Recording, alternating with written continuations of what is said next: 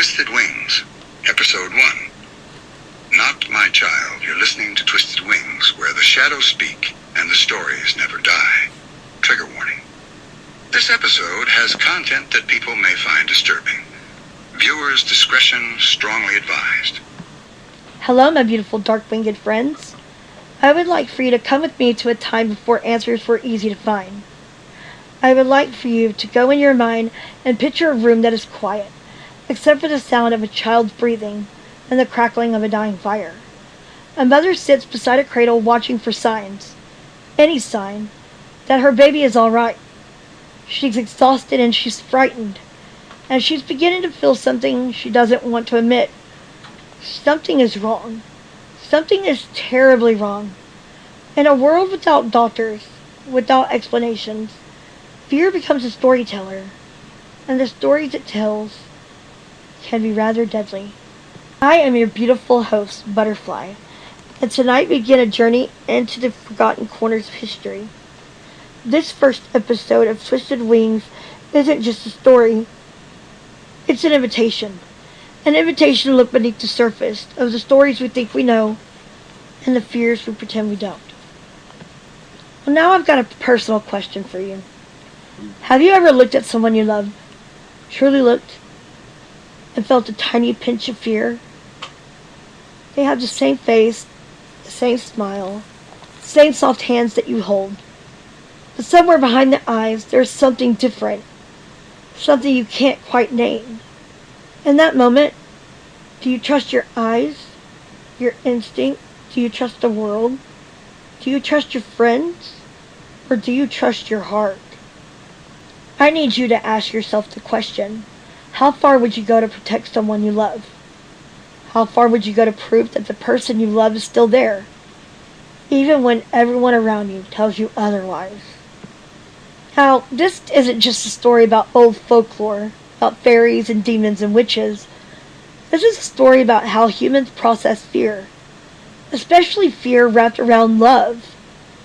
It's about how far people will go to preserve their sense of reality when it feels like their reality is slipping.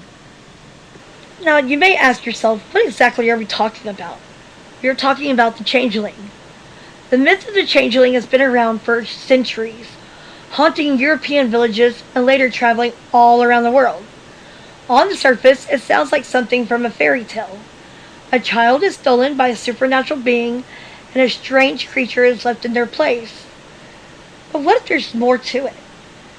What if the changeling isn't a warning about fairies at all, but a mirror held up to human grief? In folklore, a changeling is a creature left by fairies or other supernatural beings in place of a stolen human child. The old stories say that sometimes the fairies liked human children more than their own and would steal them from their cradles. In their place, they would leave their own offspring, a fairy child disguised to look like a human baby. Some tales also say witches and trolls were the ones to swap infants. Whatever the culprit, the theme is always the same. The child you love is gone, and a stranger lies in your arms. Now you may wonder, what exactly would they look like? Well, descriptions vary. Some say changelings were thin and frail, with hollow faces and glassy eyes. Others describe them as voracious creatures, always hungry but never growing. There are tales of infants who never stopped crying, day or night, as if they were haunted by the memory of a place they could never return to. Imagine holding your baby close to your bosom, singing lullabies, and all the while feeling as if they don't know you at all. Imagine the fear. The feeling that something is wrong, but you can't quite put your finger on it. It is so easy to dismiss these stories as silly superstitions. But look closer. Look through the lens of a parent who knows nothing of genetics or neurology. You're living in a time before vaccines, before antibiotics, before support for mental health. Your baby is not thriving. They seem sick. Their eyes do not focus. Maybe there's a developmental disorder, one your community doesn't have words for. Fear is a powerful storyteller, and when people are afraid, they look for meaning everywhere. And sometimes that search creates monsters. Isn't it any wonder parents clung to the changeling story? It offered an explanation for the unexplainable. It gave parents a way to express their fear and grief without having to say out loud, "My baby might die," or "My child is suffering in ways I will never be able to understand." It offered a glimmer of hope. Maybe your real child isn't dying. Maybe they're living happily ever after with fairies, waiting to be returned. Hope can be just as powerful as fear. Now I'm going to tell you about changelings around the world. And different places have different names for the changelings. And I may butcher a pronunciation. If I do, I greatly apologize. As we look across Europe and beyond, the changeling myth spreads and changes form. Each culture painted the tale with different colors, but the outline remains. First, I would like to take you to Ireland and Scotland. In Ireland and Scotland, belief in fairies, the Ishi, shaped daily life. These weren't the tiny winged creatures of children's stories. In folklore, the Ishis were powerful, unpredictable beings who lived alongside humans in a parallel world. They could be benevolent or cruel, depending on how they were treated. People left offerings of milk and bread at fairy trees. They avoided certain spots in the forest where the fairies were known to dwell. If you angered the Ishi, they might bring curses upon your home and steal your children. Because of this belief, babies in Ireland were seen as especially vulnerable. It was said that fairies envied human children because of the love and care humans gave them. An unbaptized infant was thought to be in particular danger. The church and the fairy lore intertwined. Baptism became not just a religious rite, but a protective barrier against the other world. As if there was an invisible shield around those who were baptized. To guard their babies, parents might place iron tongs or scissors near the cradle, because iron was believed to repel fairies. They might leave a candle burning or keep a Bible open near the child. It was a mix of faith and folklore, holy and pagan rituals blending to fight a very common fear. It is so easy to romanticize these traditions, but remember the weight of this fear. If your baby was sickly or different, neighbors might whisper that the fairies wanted him. If you didn't follow the correct rituals, you risked not just your child's well-being, but their very souls. Now, let's skip on over to Germany. Across the sea in Germany, another version of the changeling existed, the Weltschlag. Here, witches or demons were often held responsible. The Black Forest region, known for its dense woods and long winters, had its own haunting stories. Mothers might hang bread from the ceiling or tie ribbons across the windows to keep dark spirits away. They would also watch for signs that their child might not be their own. A baby who cried all the time, who didn't thrive, who looked like a miniature old man. These were all signs of the Weltschlag. Now think to yourself, what would you do if you believed your child had been stolen by witches? Some families, out of despair and fear, resorted to cruel rituals to drive out the changeling.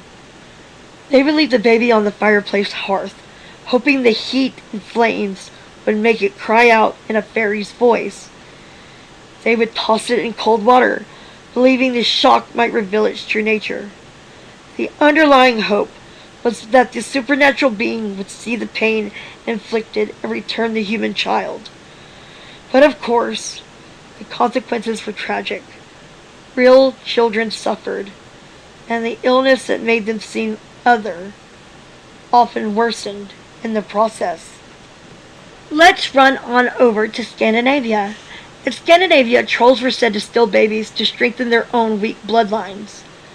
The Swedish word for changeling is beting, a term that still carries weight in certain dialects. When a child didn't grow, when a baby seemed too calm or unusually agitated, when a toddler wouldn't speak, some parents wondered if they had been visited by trolls. One story from Sweden tells of a woman who suspected her son was a troll child. Following advice, she took the boy to the river at midnight, hoping the water would reveal the truth. As she bent down, the boy looked up and suddenly spoke in a strange, deep voice. "If only you knew what I know." The story ended there, leaving a chill. The message was clear. The fear of the changeling can teach us far more about human pain than any fairy story ever could.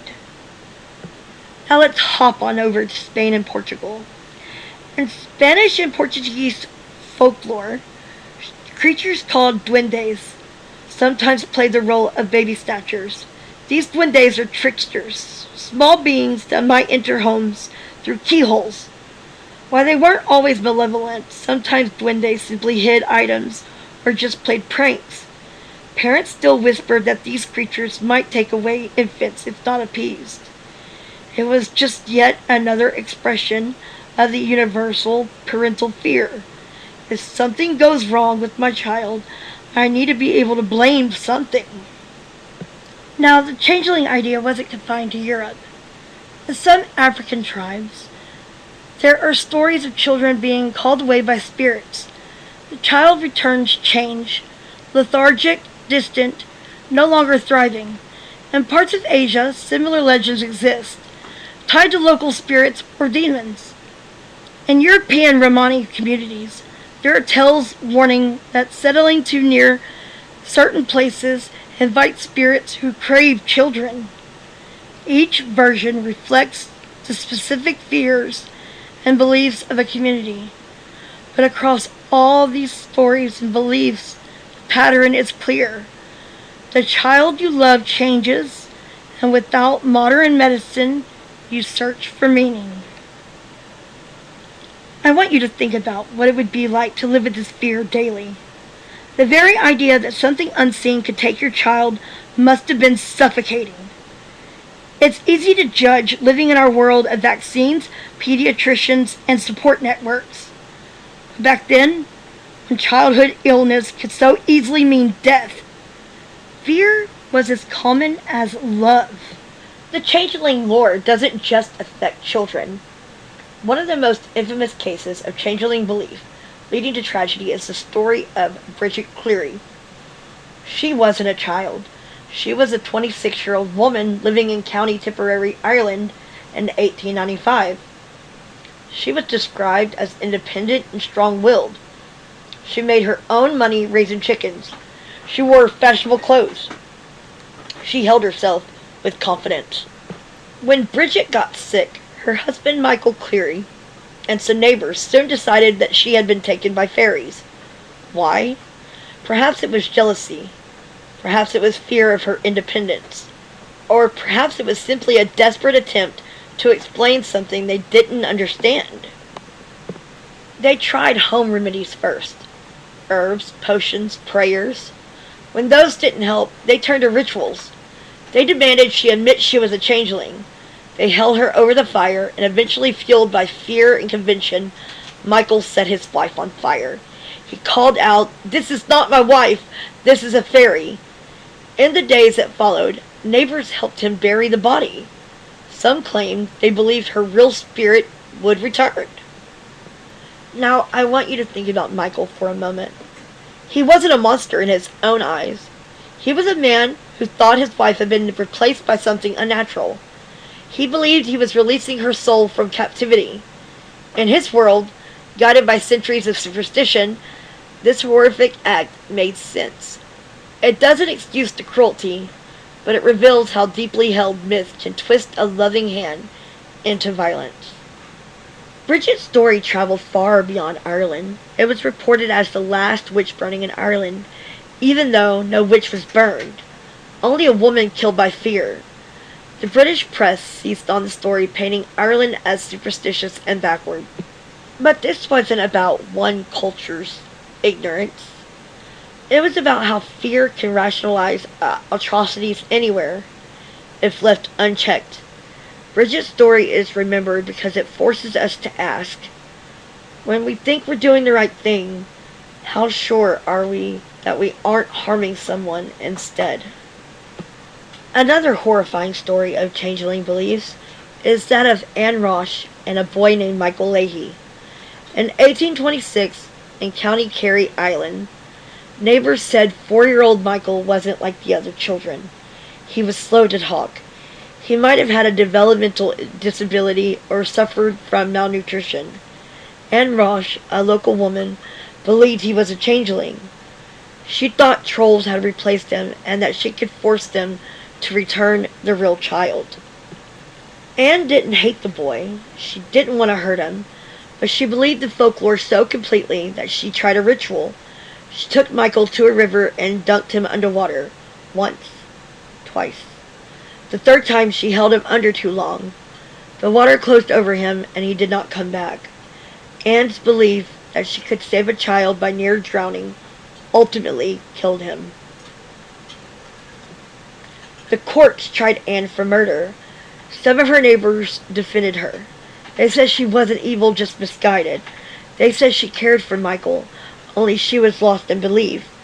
Anne confessed she thought she was helping the child. She wept.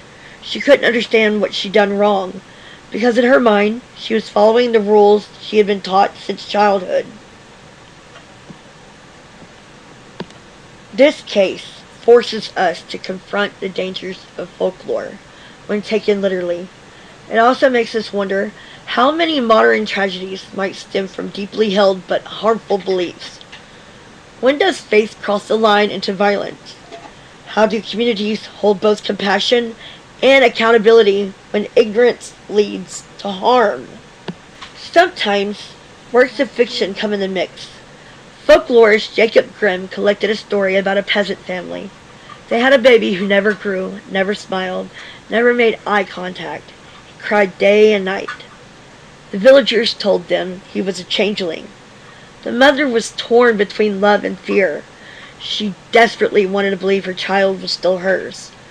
One day, she placed the baby in the corner of the fireplace near the copper kettle, a place where, folklore said, changelings could reveal themselves.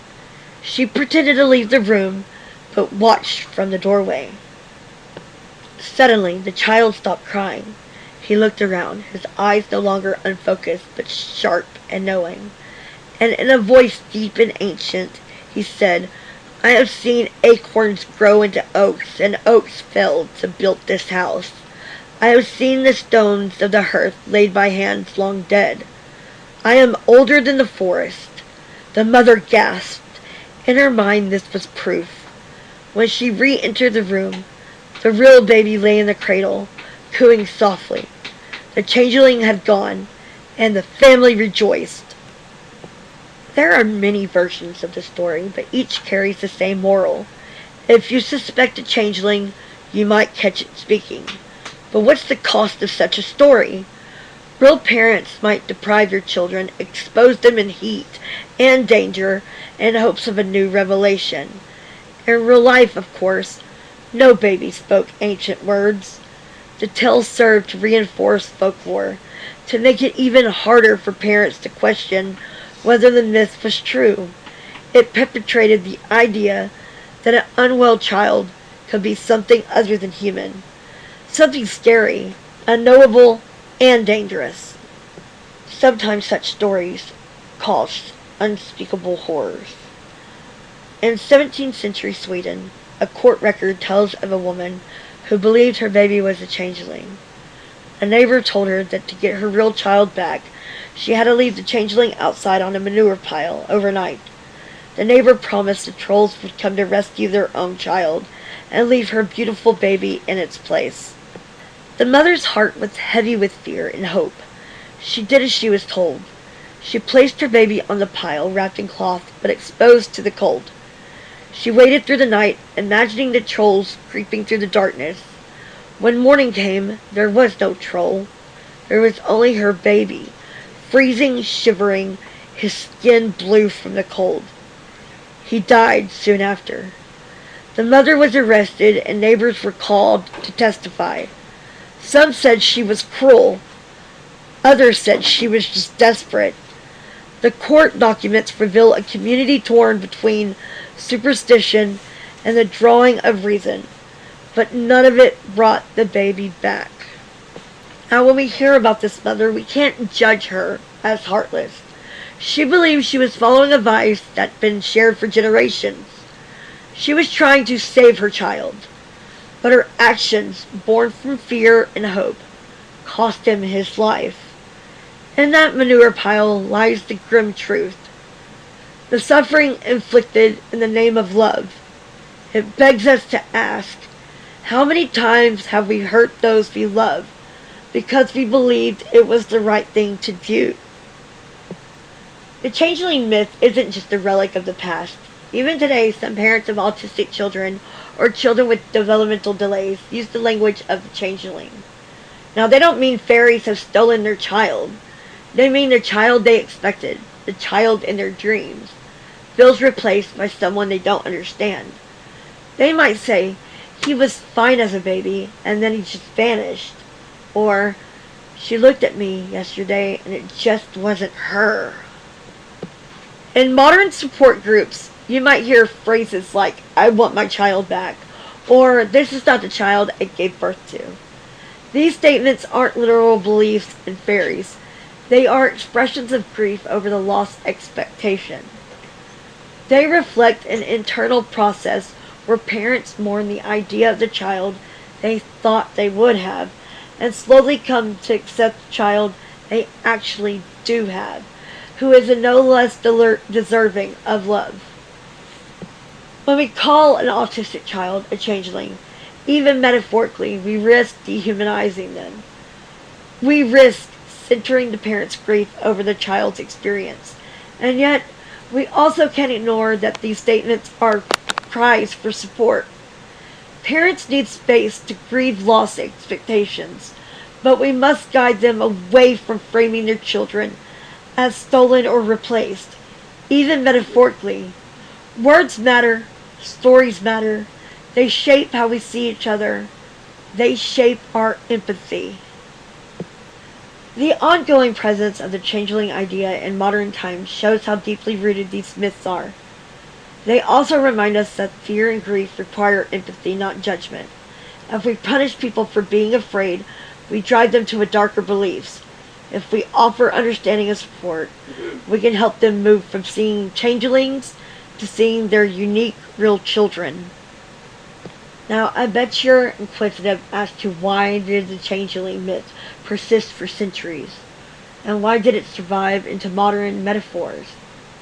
Psychologists and historians offer several intertwined reasons. Number 1, explanation for the unexplainable. Before modern medicines, many conditions were mysterious and terrifying. Cerebral palsy, autism spectrum disorders, metabolic disorders, nutritional deficiencies, all could manifest in ways that caused the child to be different, smaller, less responsive, more irritable. Without science, people looked for causes. The changeling myth provided an explanation. It offered a narrative for parents who needed one. A narrative is often easier to cope with than a senseless tragedy. If your child's condition were caused by fairies, at least you knew why. At least you could direct your anger somewhere. At least you could perform rituals that gave a sense of control. Number 2, grief and compassionate narratives. Beyond explanation, changeling beliefs created space for hope. In many versions of the myth, the real child wasn't dead, merely absent. They were living with the fairies, away from human suffering. For parents facing a child's death or severe illness, this belief gave them solace. It softened the edges of their grief. It allowed them to imagine their child whole and happy in another realm. In this way, the myth functioned almost like a spiritual story. It was a compassionate narrative, albeit one with dangerous consequences. Number 3, projection of fear. Changelings also reflect parental fears about their own inadequacy. What if my baby suffers because I did something wrong? What if I'm being punished? In some cultures, changeling stories included moral lessons. If you didn't baptize your child quickly, the fairies might take them. If you didn't follow proper rituals, you invited spirits. These beliefs added a layer of guilt. If your child fell sick, you wondered if it was your fault. Parents were searching not just for meaning, but also for absolution. Number 4, cultural control. The changeling myth served as a social control. Communities needed ways to enforce norms. Stories of changelings were used to scare women into strict postpartum practices. Husbands might use the threat of fairies to control their wives or punish them for perceived transgressions. Fear keeps people in line.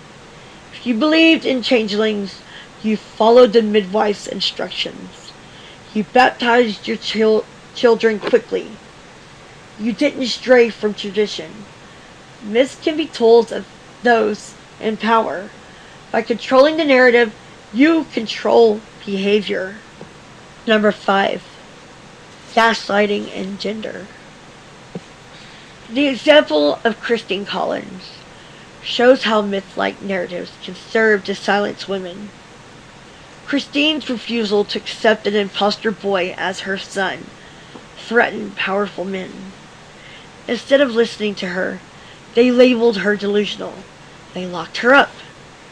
This is gaslighting, convincing someone to doubt their own reality. In changeling stories, mothers often held intuitive knowledge about their child, only to be told that they were wrong. Society gaslit them into believing their babies were stolen or that their fear was madness. The myth turned a mother's intuition into a mark of hysteria.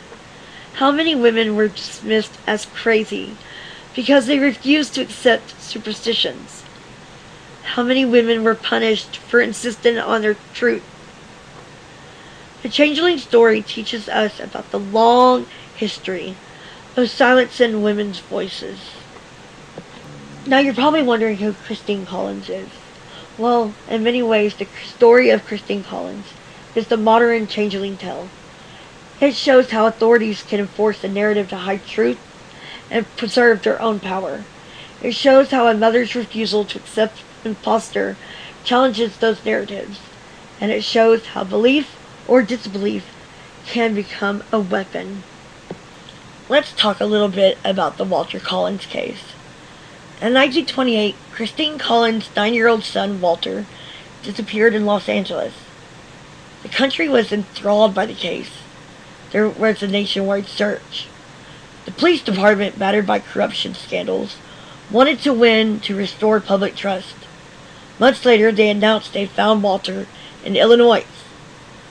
They brought him home by train and invited the press to witness the reunion. When Christine saw the boy, she felt her stomach drop. Everything about him was slightly off. His posture, his teeth, his size. He looked like Walter, but he wasn't Walter.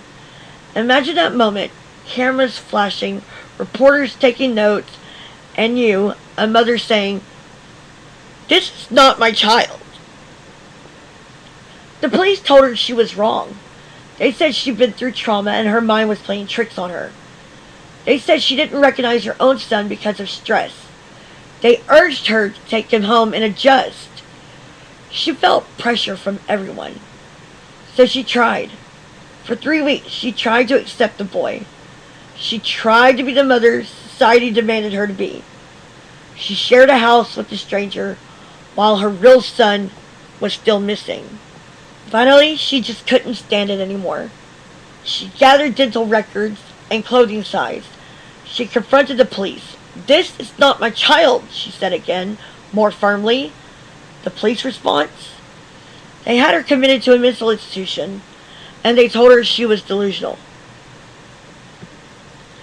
Now, When Christine sat in the hospital, the boy confessed. He wasn't Walter. He was Arthur Hutchings, a runaway from Iowa who saw an opportunity for a free trip to Hollywood. He never expected Christine to accept him fully. He just wanted to escape his own life. When he confessed, the police should have apologized to Christine. Instead, they quietly released her and tried to move on. Christine's story didn't end there. Her son's case intersected with another horror, the Winville chicken coop murders. A man named Gordon Northcott kidnapped and murdered several boys on this remote ranch. Many believe Walter was one of his victims, though his remains were never ever found. Christine fought for years to uncover the truth. Her persistence eventually exposed corruption in the Los Angeles Police Department, led to reform, and earned her the respect she deserved. But she never, ever, ever found her son. This story isn't about fairies. It's about powerful people controlling the narrative. It's about making a mother doubt her own reality. It's the same harm, dressed in a new language. It shows that gaslighting isn't confined to folklore. It happens when institutions use belief as a tool to silence the truth. Now, when Christine said, "Not my child," she wasn't believing a myth. She was asserting reality. Yet she was punished. This story tells us why Twisted Wings exist. To amplify the voices of those who knew the truth, but were told they were wrong. Christine Collins is not a legend, she is a warning. And I will be covering her story more in full in episode 2. For now, let her name haunt us the way folklore haunted our ancestors. Let it remind us of the human cost of dismissing a mother's voice. The changeling myth might seem ridiculous now. We know fairies don't steal babies.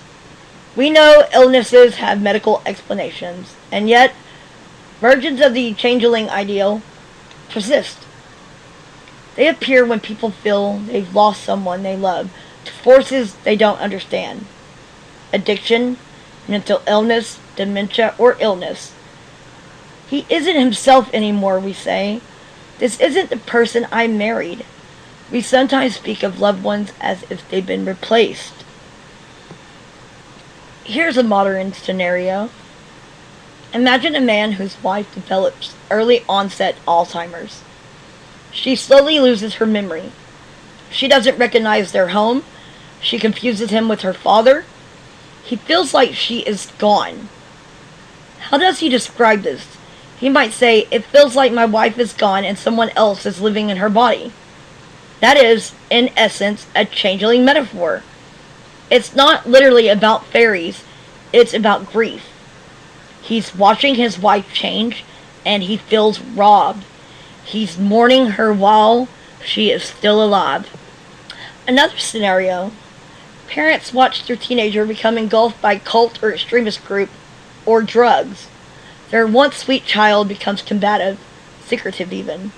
They might say, "Where did my son go? It's like he's been taken away from us." That's another changeling. We use this language to express the terror of losing someone we love before they physically leave. It's a way of grieving the person they were. It's a reaction born from love, and it's a call for help, for resources, for understanding, for a way back. Now, the changeling myth invites us to explore how we handle changes we cannot control. It warns us not to dehumanize those who change. It urges us to see the human within the unfamiliar. When we call someone a changeling in despair, we should remember the stories we shared tonight. We should remember the harm done when we take those feelings and act on them without compassion. We must avoid repeating history by rejecting violence, by embracing science, and by listening to those who claim their truth. Now, as we close our first episode, let's return to those opening questions. Now, What would you do if you felt your child wasn't your child? How far would you go to protect them or bring them back? What would you believe if your world offered no answers? It is so easy to say you'd never harm your child. It's easy to say you'd never believe in fairies. But fear can be deceptive. Fear thrives in ignorance. Fear can make you find patterns where there are none. Fear can twist your love into something terrifying. The changeling myth shows us the danger of letting fear guide our hands. It shows us how narratives can be comforting and dangerous all at once. It also shows us the resilience of love. In many tales, parents refused to harm the child they believed was a changeling. They loved them, even if they believed they weren't theirs. Love endured, even through superstition. The lesson of the changeling can inform how we handle modern fears. When faced with something unfamiliar, a child with developmental differences, a family member with mental illness, or a loved one with addiction, we can either cling to dangerous narratives or we can seek understanding. We can either blame and punish, or we can educate and support. Our challenge is to replace myth with empathy. Our challenge is to listen to those who know the child, not dismiss their instincts. Our challenge is to offer help rather than suspicion. In every era, a changeling story tests our compassion. As we're nearing the end of the episode, I want you to ask yourself, how many monsters in your life were simply misunderstood? How many times have you believed a comforting story rather than face a painful truth? When have you watched someone you love change in a way that just terrified you? How do you react when your expectations of someone doesn't match their reality? What narratives do you cling to when things fall apart? How do you respond to the suffering of others? With curiosity and empathy, or with fear and avoidance? Let these questions linger. They are not meant to be answered easily. They are meant to be felt. They are meant to open space within you, the space where compassion can grow. This was Twisted Wings, Episode 1, Not My Child. Thank you for trusting me with your time and attention. Thank you for sitting in the dark with me, for inviting these stories into your home. This is just the beginning of our journey together. There will be episodes that make you cry, episodes that make you question what you believe, and episodes that I hope offer a sense of solidarity and suffering. Before we part tonight, I want to leave you with a prayer. You don't need to be religious to hear it. Think of it as a wish, a plea, a promise. For the children who were misunderstood, and the parents who tried their best with what they knew. For the voices silenced by superstition and the hearts broken by fear. For the healers who came too late and the traditions that did more harm than good. For every soul called strange, stolen, or replaced, may they be remembered as real, whole, and worthy. May we listen with compassion to the ones who cry, "Not my child." May we trust mothers when they say, "This isn't right." May we never weaponize belief against those we love. May we find courage to confront the unknown without hurting the innocent. And may we, in our own ways, become wings for those who cannot yet fly. Next time on Twisted Wings, we'll unravel the full truth of Christine Collins, the mother who refused to accept a lie. We'll follow her through courtrooms, the hospital, the cell doors, into the depths of the Wineville chicken coop murders. We'll uncover how one woman's fight for her child reshaped a city's police force. We will see how her unwavering love reverberated across decades, reminding us that sometimes real life can be more harrowing and powerful than any folklore. Until then, hold your loved ones close, listen to their truths, question the stories that don't sit right, and remember, love is stronger than fear. even when the world tells you otherwise. I've been your host, Butterfly, and you've been listening to Twisted Wings. Don't forget to ring the notification bell, to hit the like button, engage in the comments, and subscribe.